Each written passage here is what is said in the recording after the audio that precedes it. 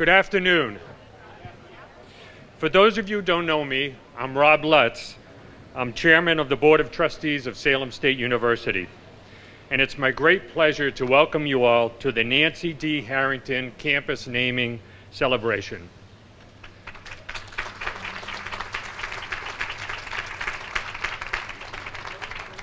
As we gather today in honor and recognition of the late President Emerita, Dr. Nancy Harrington, I'm delighted to see so many community members come together to celebrate her life and legacy. How meaningful it is to have the opportunity to celebrate on the physical grounds that she worked so tirelessly to acquire during her tenure. On behalf of the Board of Trustees, I would like to take a moment to thank the leadership of the board. Today here we have with us Midge DeSimone. Midge, would you wave if you're out there? She represents the alumni. We have Paul Matera, former chair of the board, who is with us. He's been on the board for more than 10 years now. And we have trustee Jamie Belcito, and trustee is somewhere right in the middle here. And a former trustee emerita, Pamela Scott. Thank you for your commitment to Salem State and for being here today. During our spring meeting, the Board of Trustees was very pleased to approve naming the university's central campus in honor of Dr. Harrington. It was really no thought or decision at all. It was an automatic. We were going to do it. I had the opportunity to work closely with Dr. Harrington as a member of the Foundation Board, witnessing firsthand the far-reaching impact she had on the university, the community, and the Commonwealth, both through the scholarship that was created in her honor and in the relationships and visions she had for advancing fundraising efforts. Dr. Harrington was a fierce public higher education advocate, a strong focus on the North Shore, and a powerful example of the kind of impact and transformation that can take share under a strong, dedicated, loyal leader. Now, in those words I just used to describe her, you'll notice I used the word strong force, powerful, dedicated, working tirelessly. We must remember back in 1990s, it was quite unusual for a woman to be given the top leadership spot in an institution like this. Her strength of character, her personality, and you all know she did have a very strong will, which everyone who knows her experienced directly. This, of course, opened up a trailblazer path for Nancy and for her career. With a profound 51-year career history at Salem State, she was a staunch advocate for this institution and the value of public education. From the land acquisition of this very campus that we're sitting on here, to some of the first ever record-breaking philanthropic donations in Salem State's college history, Dr. Harrington championed the recognition of the institution as a vital education and economic resource on the North Shore and beyond. She was a lifelong learner, a committed educator, climbing the ladder from student, alumni, teacher, administrator, and then president. Really amazing. Her tangible accomplishments were newsworthy, but her legacy also rides in her intangible accomplishments that are still having an impact on the university today. Community connections, partnerships, mentorships, and friendships. Simply put, she was and still is seen by so many as the soul of Salem State. Because of her lifelong dedication to this great institution, we come today here to gather to rename Central Campus to the Nancy D. Harrington Campus in recognition of her enduring commitment.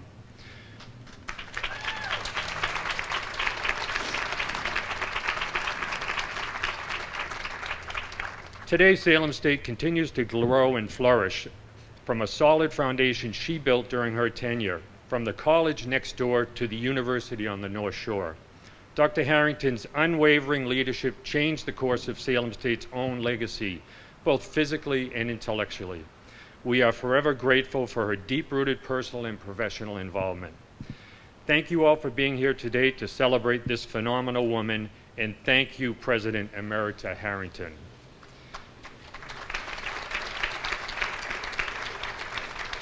It is now my great pleasure to introduce the 14th president of Salem State University, someone I work closely with, John D. Keenan.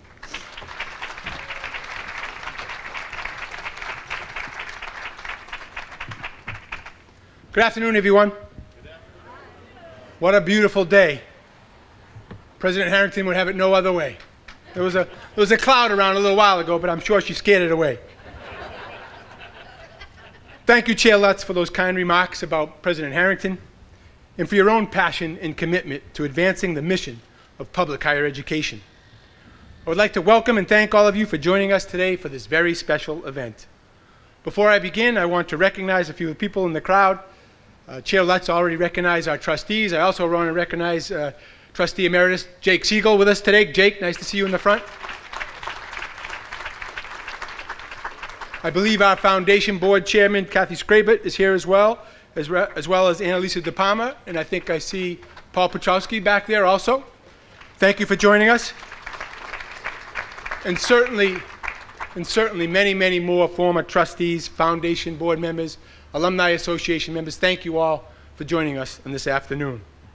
I'm also pleased to welcome back number 13, my predecessor, President Emerita Patricia McGuire-Meservey. It is wonderful to welcome you and Rick back to campus, President Meservey. And I would also like to acknowledge some local elected officials who have joined us today, several of whom are Vikings. Mayor Kim Driscoll, Representative Paul Tucker, City Councilor Steve Dibble, former Councilor Tom Fury, all who are we extremely proud to count among Salem State alumni. City Councilor Domingo Dominguez, Essex County Sheriff Kevin Coppinger, and Mayor of Lynn Tom McGee. I know Mayor McGee has a mask on today, but I could see the smile. He's retiring. And I want to also thank him for his decades of public service. He has been an outstanding public servant.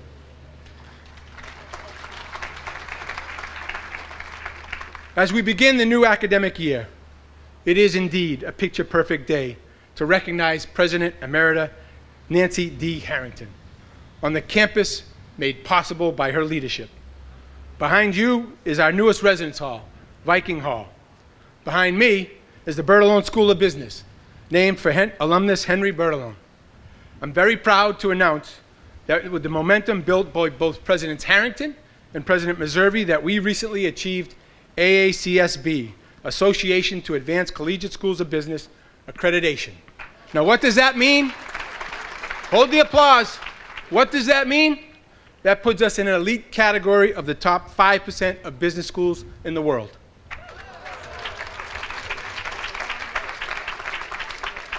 All of this goes back to the acquisition of this property back in the 90s, made possible by President Harrington.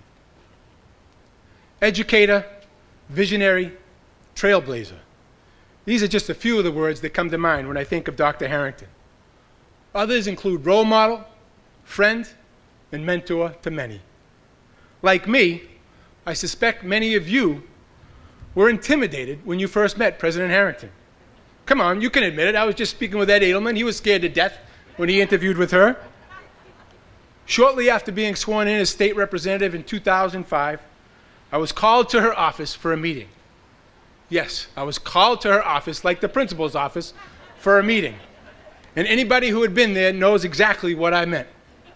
It was my first time in Meyer Hall, and her large corner office, adorned with artifacts representing years of accomplishment, commanded respect.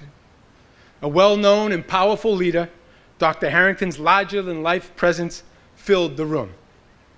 Just then, and perhaps sensing my fear, her welcoming and friendly smile, saying, "How you doing, Representative?" put me right at ease. At that point, some decade and a half into her presidency, she was determined to attain university status. And we strategized, perhaps conspired is a better description, on how we could finally achieve that goal. In fact, I had the honor and the privilege to accompany Dr. Harrington to her final State House visit at a hearing as president in 2007, at a hearing to testify before the Joint Committee on Higher Education about the very importance of university status, not only for Salem State, but for all the state colleges. Later, I was fortunate to work closely with Dr. Meservey to realize this vision. And Dr. Harrington joined us at the State House for the signing of the legislation that made us Salem State University. Dr. Harrington's contributions to Salem State and public higher education are seemingly endless. Embodying everything that Salem State stands for, Dr. Harrington had a keen ability to inspire support that allowed Salem State to grow and evolve. She even had her own tagline, consistency through change. Among her many accomplishments, Dr. Harrington initiated and directed the development of the Master of Science in Nursing program, the master's degree programs in business administration and social work. Each of these was the first of its kind among the Massachusetts state colleges. In addition, Dr. Harrington herself was a woman of many firsts. The first graduate of Salem State to become its president. The first female president in the school's history. I'm going to repeat that. The first female president in the school's history. The first Salem resident to lead this institution, and the first Salem State president to secure a major multi-million-dollar gift. Dr. Harrington's legacy is deeply rooted in the growth of Salem State and the people who make up the fabric of our community, particularly our students. It was not uncommon to see her walking the halls, popping into offices to say hello, or sitting at a cafeteria table having lunch with faculty, staff, and students. I'm sure the students were trembling. Her thank you notes to faculty and staff were legendary and are items that people still cherish today. In the spring of 2003, Dr. Harrington wrote, "Salem State has never been a spectator by the side of the road, watching a race pass by. Throughout our long history, we have run every race, passed every mile marker, sought every advantage that would take us to the head of the crowd. We have always endeavored to seek the lead and retain it." Dr. Harrington's genuine and inspiring commitment to education was a hallmark of her tenure as president to ensure that all students had the access and opportunity to receive a high-quality education here at Salem State. Upon her retirement in 2007, the community came together to create a scholarship in her honor to benefit high-achieving graduate and continuing education students. Her legacy lives on in these students, and the endowed scholarship ensures that Salem State's commitment to lifelong learning remains a permanent part of our educational culture. Today, we honor Dr. Harrington's legacy by continuing to run that race, to lead, and to encourage our students to never stand on the sidelines. We remember our roots, our commitment to education and inclusivity, and the people, the students, the faculty, the staff, and of course, the alumni, who are all the very heart of this wonderful place that feels like home to many. It is a wonderful tribute to be here with all of you today, and I can't think of a more fitting way than to name this campus after President Harrington. It is now my honor to introduce a very good friend of President Harrington. Professor Gwen Roseman has been a member of the Salem State community for almost 45 years, over 20 years of which were spent as an academic administrator. She currently teaches part-time in the departments of English, sociology, and psychology. Professor Roseman was not only a colleague of Dr. Harrington's, but also a dear friend. Professor Roseman.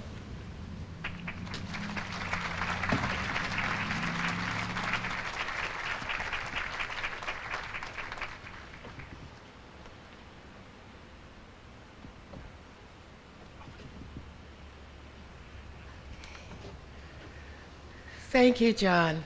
Honored guest. Some really old faces. Oh my God, it's like a reunion. I feel like there's a lunch table somewhere with Nancy at the head of it, and we're running things.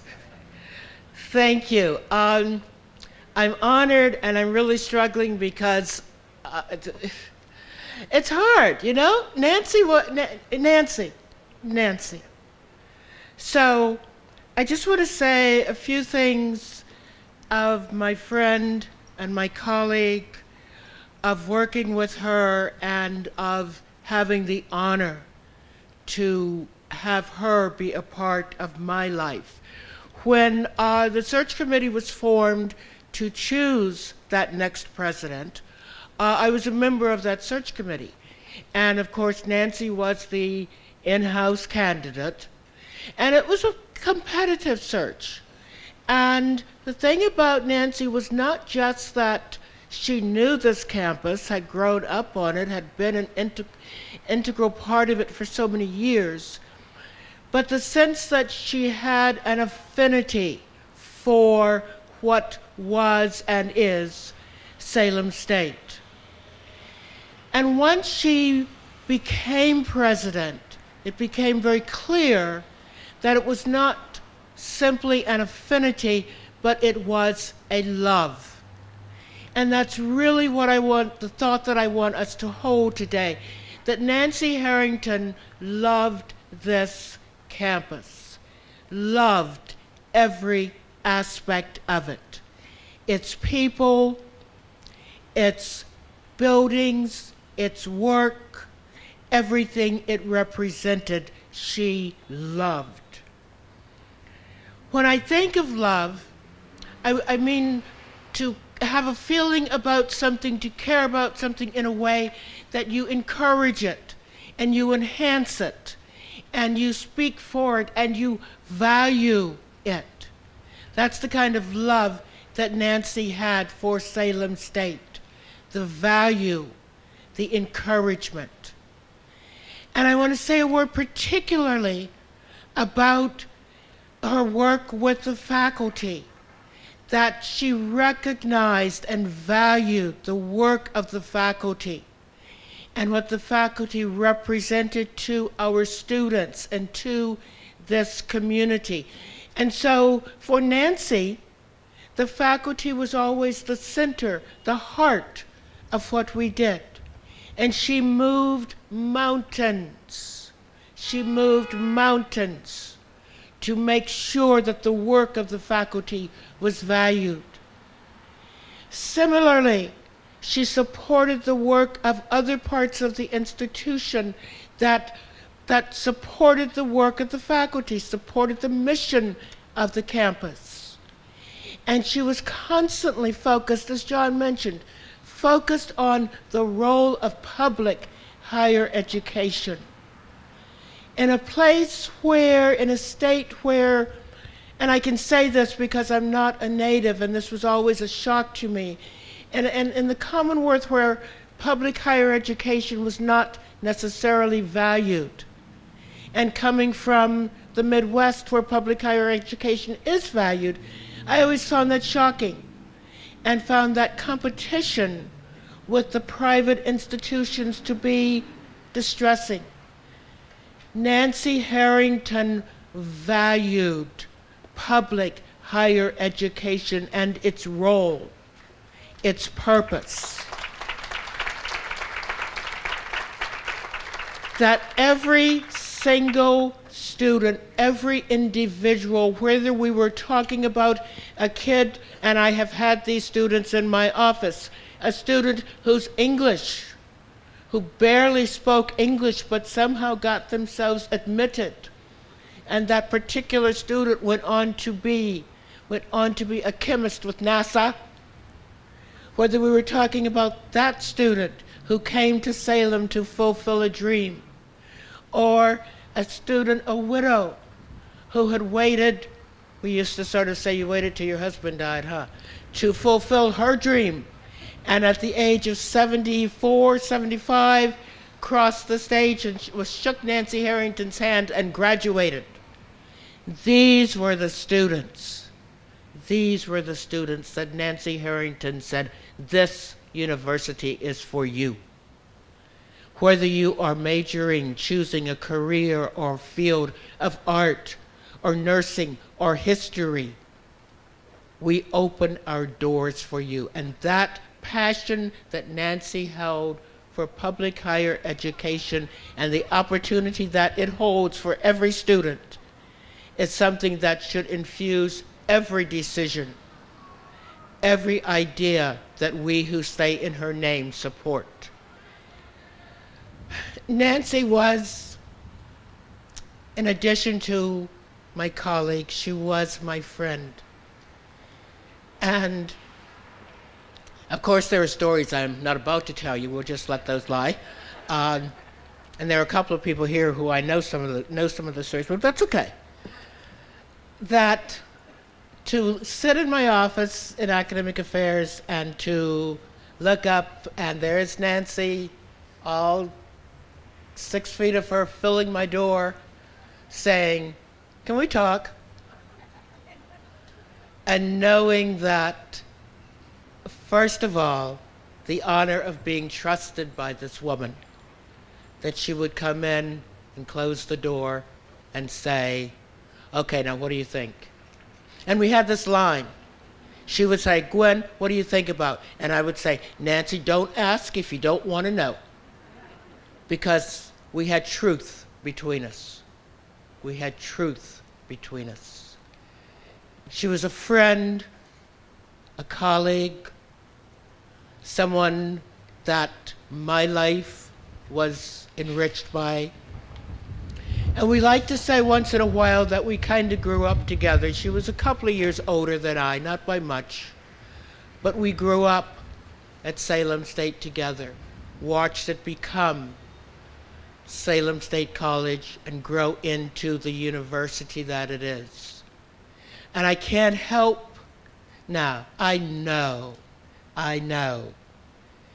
that the shower that passed through, the clouds that were here, she said, "Get out of here, it is my day."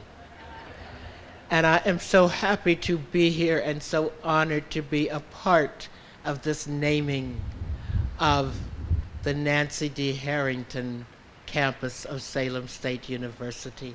Thank you.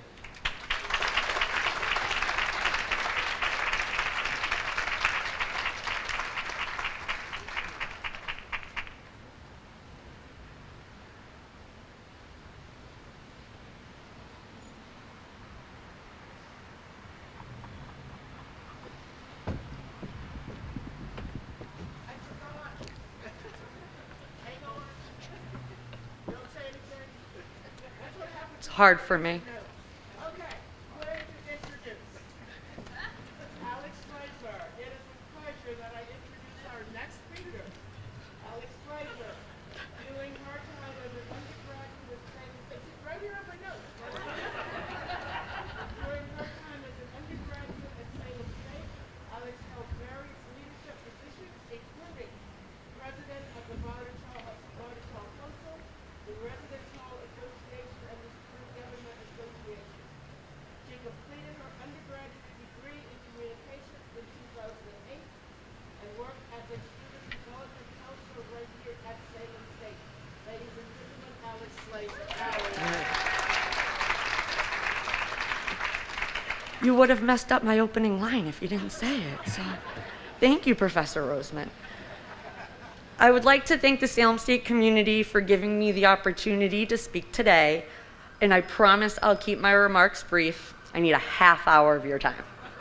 That's it. In order to explain the impact that President Harrington had on my life, I have to start at the beginning, the story of how we met. It was my freshman year during Welcome Week. I was at the North Campus Chartwells with my new college friends.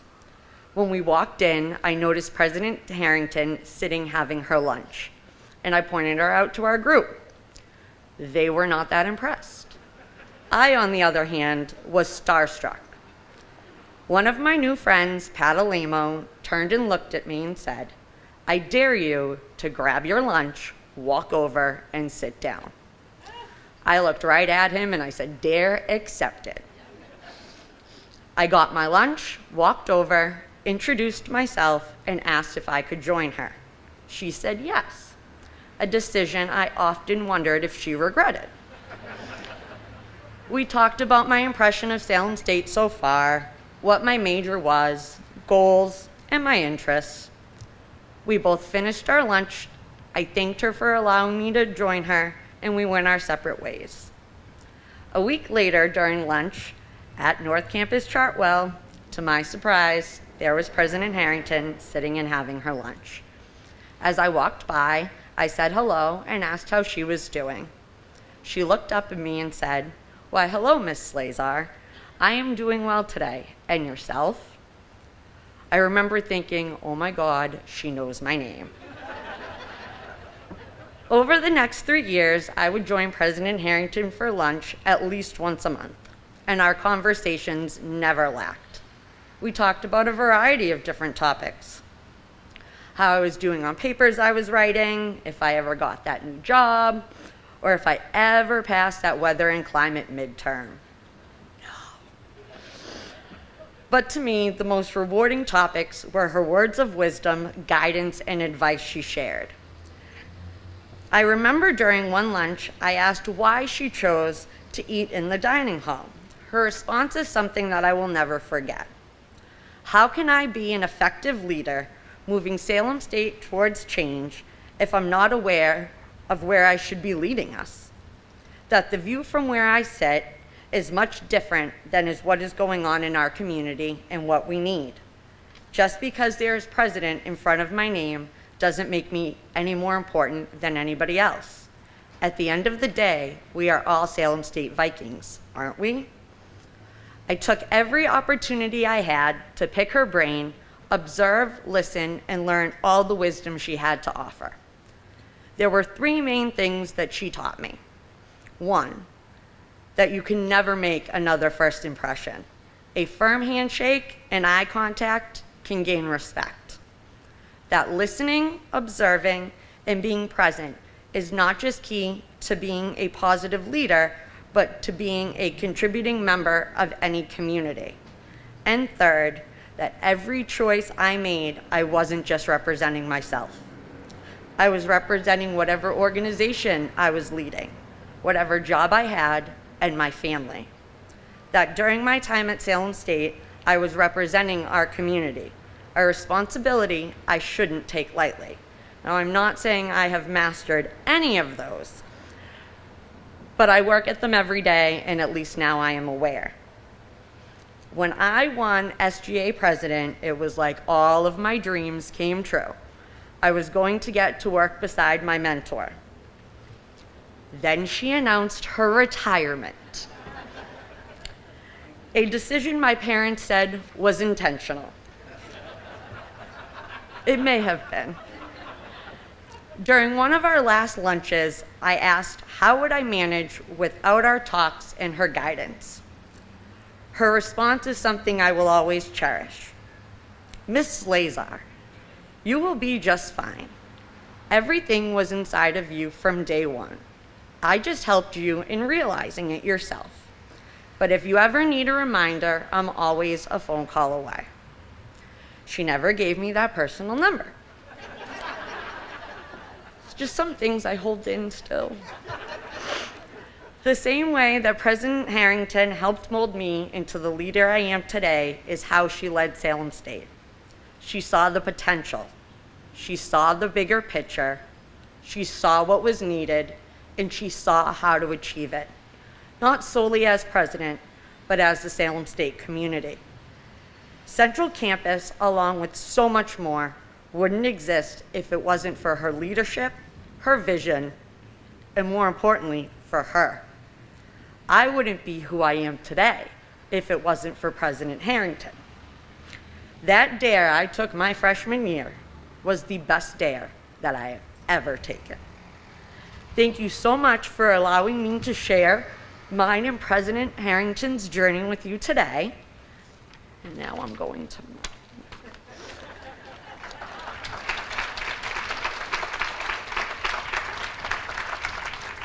And it is my pleasure to now introduce a double Viking, longtime volunteer and supporter of Salem State and fellow classmate of Dr. Harrington's, Henry Dembowski, 1960, a cohort of alumni who have stayed connected and engaged to both their alma mater and each other since their graduation day. Mr. Dembowski.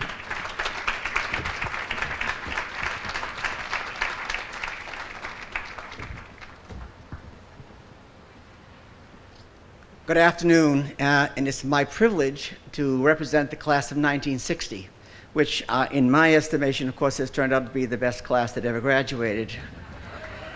I met Nancy in September 1956 at Salem Teachers College. I have to get my notes out now. My very first impression during that first week of orientation was, wow, she's tall, she's quiet, almost shy, not the Nancy you guys knew, and she was friendly. About 6 weeks later, I said, oh my God, she's smart.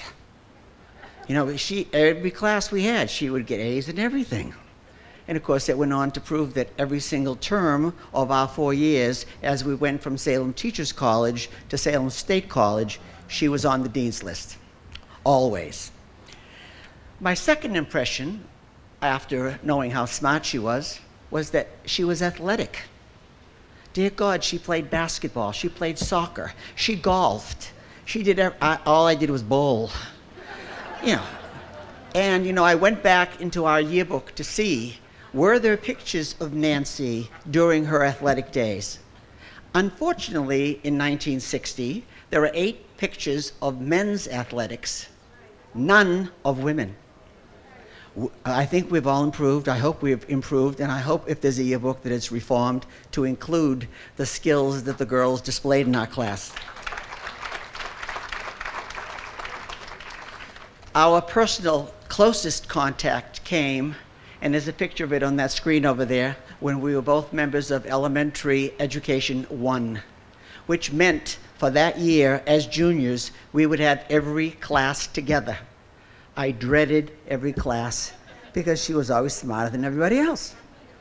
And then came the time when we had to spend 8 weeks together in the grade 5 Horace Mann Training School with Miss Horahan. I'm going to tell you, remember Miss Horahan? Ooh, tough. She ran around with her notes in her arm, and she made us stay after class to prepare for the next day, gave us critiques about how we could be better teachers. And I have to say, that 8 weeks changed my life as a teacher. Competing with Nancy Harrington to be better than her or as good as her changed my life. It really did. And I'm going to tell you, we got 1 point difference in our final grade. And it was the only time in my life that I ever beat Nancy. I got an 87, she got an 86. She made honor roll, I did not.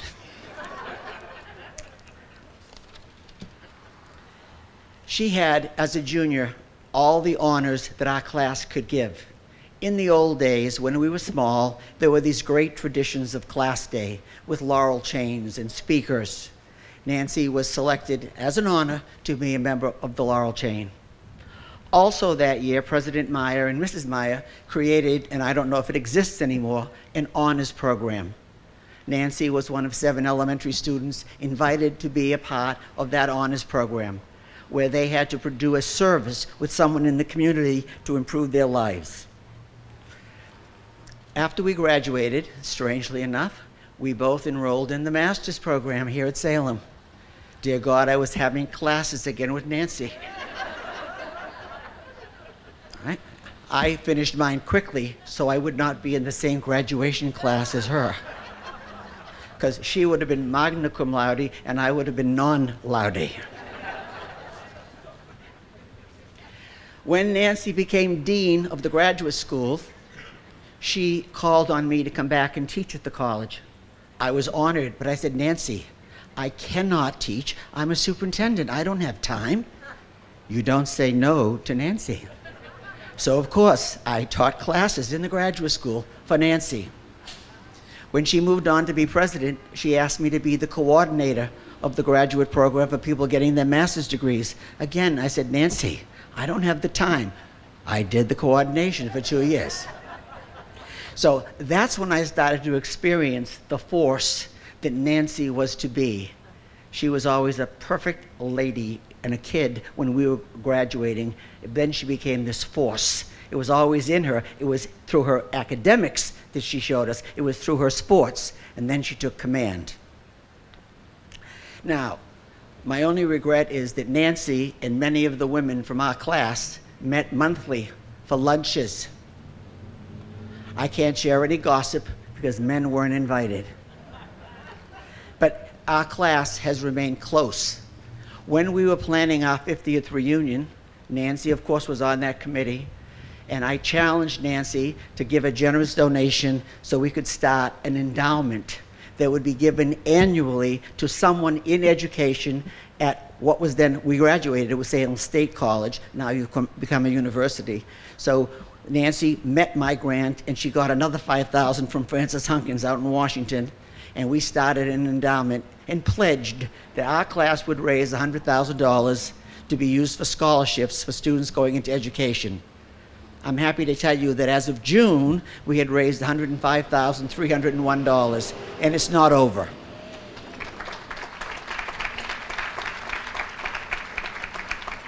Also, something that Nancy did at our 50th reunion made me think about sharing this moment with you today. I want to ask Brian. Brian, could you stand up, please, in front of the podium? When we were having our 50th reunion, Nancy set out a plan to give a white rose. Excuse me. To give a white rose in a vase to everyone who had passed.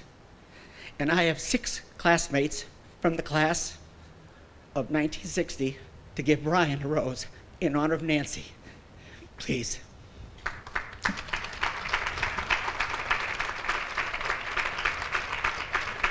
We're a little slow, we're a little arthritic, we have a few canes, but these are all great members of the class of 1960.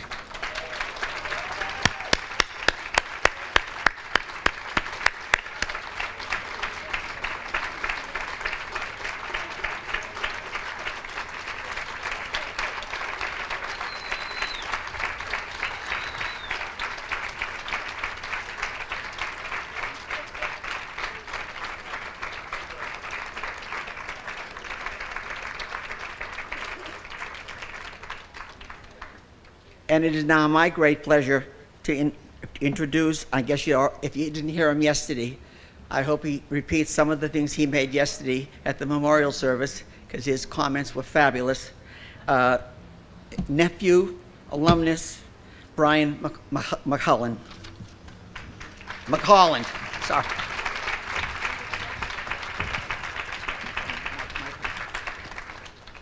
Hi, I'm actually just going to be a sort of a... Ooh, can I say one more Yes. thing?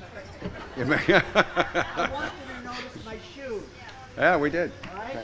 What about your socks? Yeah. No socks. Yeah. My shoes are here today, 54 years later, because I wore them as a junior and as a senior on the campus, and Nancy loved them and commented on my Right. clothing all the time, but she said, I love those shoes. So I pulled them out today in honor of Nancy, but that's what I'm saying. Thank you. Thank you, Henry.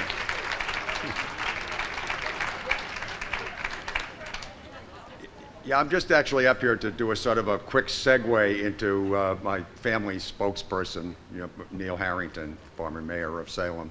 But I would like to make 2 comments that I think are really relevant here. And number 1 is, Henry was tactful in understating the fact that Nancy was a little shy.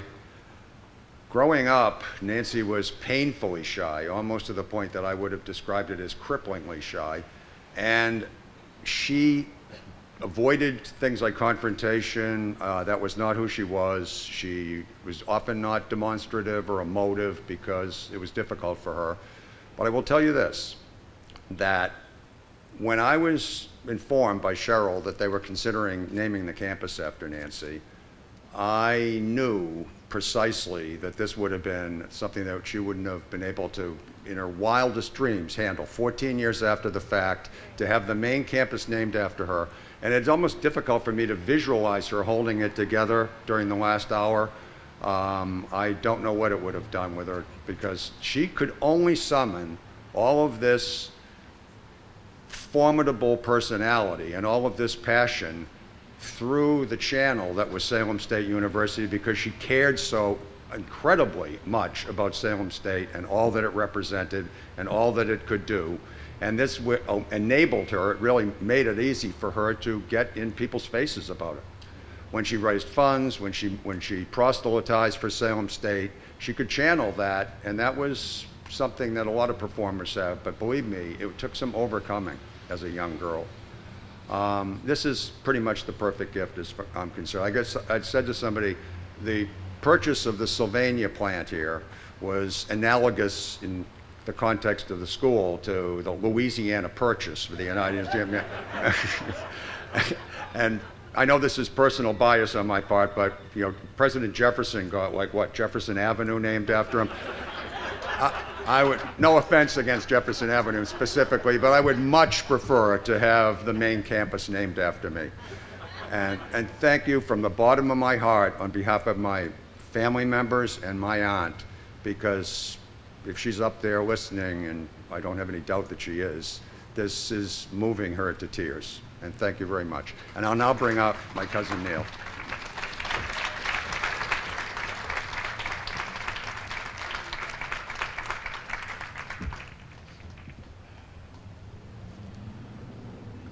Thank you, Brian. Good afternoon, everyone. I've just been asked to share a few remarks, if I might, from a somewhat different perspective on this auspicious occasion, about the connection between Salem State and not just Nancy, but the Harrington family. It's a relationship that began over 6 decades ago. It continues to this day, and God willing, it will extend for several years to come. The relationship to some people really only featured 2 principal characters, Nancy and my father, Kevin. But the reality is that that relationship has stretched out and embraced dozens and dozens and dozens of members of my extended family. I can't begin to name all the uncles, aunts, nieces, nephews, spouses, children, grandchildren, including my own, not my own grandchildren, but one of my daughters who has a master's degree here, my sister who graduated from here. It goes on and on. Multiple generations of the Harrington family have had a close relationship with Salem State for a number of years.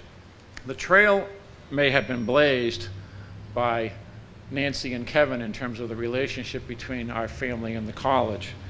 But the underlying truth is that, as I said, several members of the extended family have benefited from the first-class education that they have received at the college and now the university, and I have no doubt that they will continue to benefit from that in the years to come. The bond between the Harringtons and Salem State is enduring, as I said, and is fitting that we're here to cement that bond, so to speak, by dedicating the central campus to our beloved Nancy. If you'll permit me just a minute to digress from this theme and talk a little bit about Nancy as a product of the Harrington family, rather than to focus on her enviable legacy here at the university, which has been so eloquently stated by the previous speakers. Just wanted to give you perhaps a little bit of insight into where Nancy came from. She was a member of what I always like to think of, and I freely will borrow this phrase, as the greatest generation of the Harrington family. She was born in Salem into an impoverished childhood, as were so many of her contemporaries at that time. I don't have the time to go into talking about the remarkable legacies that all of the other people of that generation have left for the many Harrington descendants who are here today. But I'll just talk a bit about Nancy. Her father, Leo, one of 9 children, was a plumber. He dropped dead at the age of 42 of a heart attack, while Nancy's mother was expecting her. She never knew her father. Her 2 older siblings, Carol and Leo Jr., known as Lee, were respectively 16 and 15 years older than she when she was born. Soon they would be off to college. Nancy's mother, Nora Sullivan Harrington, never gave in to a sense of fatalistic despair following the loss of her breadwinning spouse, for she was a woman of indomitable will. If you see a pattern here, raise your hand. Against difficult odds, Nora Harrington struggled to keep her family afloat. At the same time, she instilled in Nancy the type of personal characteristics that can transcend poverty, prejudice, and there was prejudice against the Irish in those days, and personal family tragedy. Nancy learned never to be afraid. She learned never to shy away from a challenge and to always give her best. She cultivated within her own persona, and Brian just made a reference to this, an earnestness and a willfulness of purpose that can overcome obstacles such as economic disadvantage and occasional social awkwardness. She shared these traits with so many of the people of her generation, as I mentioned. But of course, most of them never went on to public life. The public aspects of Nancy's career are well known, but I'm convinced that it was the development of her character, born of adversity and nurtured by a persistent mother and the love and support of her siblings, that helped Nancy get her footing in life. She adored Carol and Lee. And never having children of her own, she became an integral part of their families. Excuse me.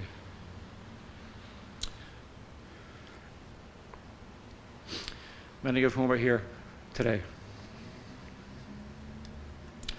After Nancy graduated from high school, it was Salem State that provided her with the opportunity for a lifetime of dedication to teaching and promoting the cause of public higher education that was shared not only with her siblings. Her brother became the president of Massachusetts Maritime Academy, but also my father and countless other public servants, such as the ones that President Keenan alluded to earlier, who spent good portions of their public lives advocating for public higher education. Nancy gave so much to Salem State, but the college, now a university, gave her so much in return and provided her with the chance to cultivate her overwhelming desire to help others, perhaps as some sort of recompense for her childhood when others always did for her. Who knows? She was almost fanatical whenever you would speak with her about the importance of education and lifelong learning, whether it was for those who didn't always follow the straight path from school into work, those who were looking to go back to college, or those who came from other countries and cultures where opportunities such as those provided by Salem State did not exist. After many years of waiting in the wings, Nancy, of course, was appointed president, and she stepped into the spotlight to walk the tightrope of public life, out of the classroom and in front of the reporters and people asking questions, where the slightest misstep can erase years and years of sacrifice for the public good, where your good name can be subject to the whimsy of prevailing political winds and social approbation or even disdain. She may have observed the political careers of her Uncle Joe or her cousins Kevin and Michael, all three of whom attained political office. But, as we know, she carved her own path. And what a trailblazer she was.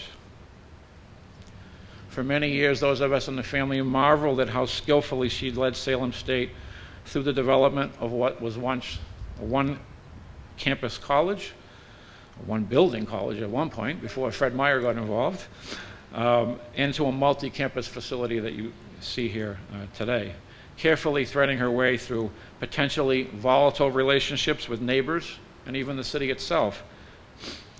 As mayor in the 1990s, it was instructive for me to observe how Nancy had cultivated a level of trust that allowed her to balance her goals for Salem State with the fact that the institution was primarily surrounded by residential neighborhoods. If you think that was easy, think again. Look at what Harvard is going through right now with Alston. Think of how skillfully Nancy balanced the needs of the college and the surrounding neighborhood's concerns. The reservoir of goodwill that she accumulated over a lifetime of employment at Horace Mann and Salem State was skillfully employed to strike just the right balance between supporting the desires of those who loved the fact that Salem State was such an integral part of our community and mollifying the concerns of those who did not. Nancy faced her share of doubters throughout her career and overcame obstacles in her personal and professional life that would have deflated a person of lesser character. Our family is very proud of her, and we're so grateful to her alma mater for honoring her here today. She and the entire Harrington family will always be a part of Salem State. Thank you.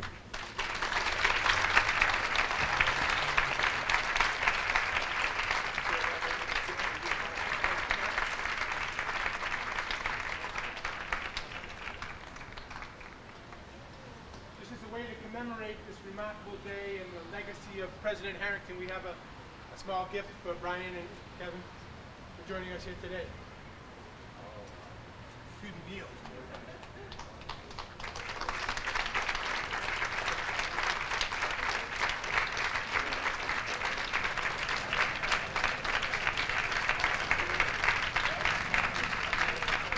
Now, if the rest of the Harrington family could join us at the sign, everybody else is welcome as well. We're going to get a few pictures as well as all the speakers here today.